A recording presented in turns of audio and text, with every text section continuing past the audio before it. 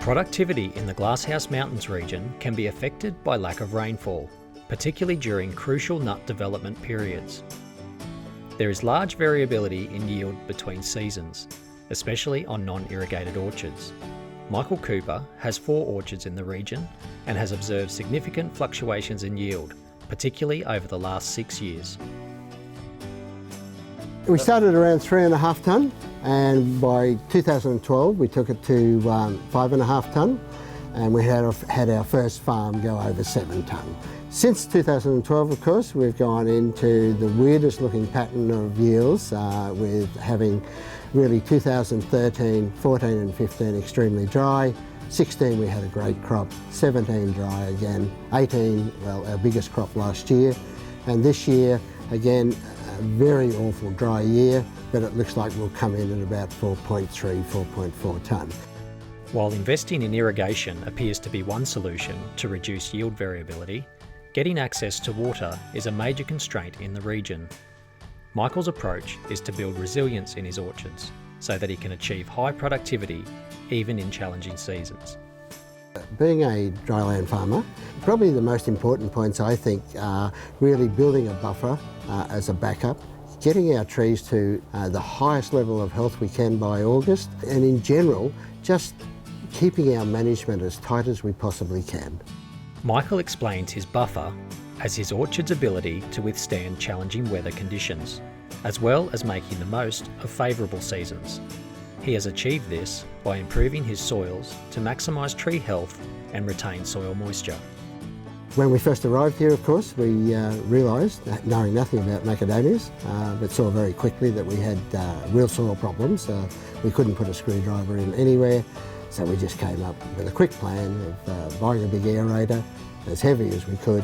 We did a lot of deep ripping on 2 farms, and we just basically went in and opened our soils up. So every 2 years we come to 2 farms, either the ones here or the ones at Glasshouse. So we prune everything here the way we want to prune it, smash it all up. We put around 100 metres of mulch out each year. We picked mulch because we had root exposure problems of around 100 to 150 mil on 2 farms. Our carbon levels were 0. They're now running between 2.3 and 3.3. Add our soil conditioner, and we pick TM for that. We put our manure on top. We do a light profile and take the middle section out, which is a lovely sort of 100 millimetres of compost. We take half of it out, and then we put molasses over the top to help seal, and sugar to feed. And we believe somehow the combinations have worked beautifully for us. Similar to his plan to maintain soil health, Michael's approach to canopy management is also centred around maximising tree health by reducing stress and retaining soil moisture. So with the trying to de-stress the tree in reducing the amount of light and heat, I mean, this is what we're having to do now with dryland farming. We didn't believe that we needed excess light in our trees to grow canopy, because what we noticed was, because of the inputs in our ground now, it was all coming from our nutrition. So instead of putting a shoulder on the top cut in our trees to get more light, we've now closed that right up. And we've actually closed the width of that. We just want to reduce our heat, we want to save our set, and we want to just de-stress the tree and save moisture by doing it. Michael's plan of building and maintaining a buffer in his orchard to withstand hot and dry weather also relies on timing and attention to detail.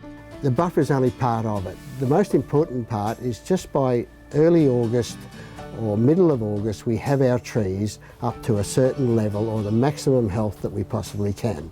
And there's really only one way we can do that, and that's by nutrition, observation, and really making sure that each month we're out there at the middle of every month and we're checking every block. If we have a weakness anywhere in that block, we come back immediately, make up a brew, and we put it on that area so we can see the results. So I come back and check those areas every fortnight and to make sure that I've got a response. To reduce seasonal variability caused by adverse weather, Michael has secured an opportunity to irrigate his orchards through a new wastewater recycling scheme. What we've realised is we don't need a lot of water. We just need water in September, October and November, and we really only need around 3 to 4 inches a month, and we can grow quite large crops, 5 to 7 tonne crops. So with the new water scheme coming, I've ordered 5.5 megs per hectare, and we believe that we can do it for around 2 megs per hectare. So Michael attributes his sustained productivity to a combination of nutrition, orchard floor management, canopy management, and attention to detail. Where it all comes down to, and like most people, they're always trying to find a pretty simple silver bullet, aren't we, you know? But sadly there isn't any. The two biggest things to me are health of the tree and retention of moisture, especially when we don't have any. So, by improving soil health and adopting practices that reduce the stress of his trees, Michael has been successful in producing above average crops in dry years. This also means that in seasons with favourable rain, he can achieve outstanding results. Michael is anticipating a large reduction in seasonal variability following the installation of irrigation in coming years. However, for other growers without the option of irrigation, this is an excellent example of how to maintain high productivity through challenging seasons.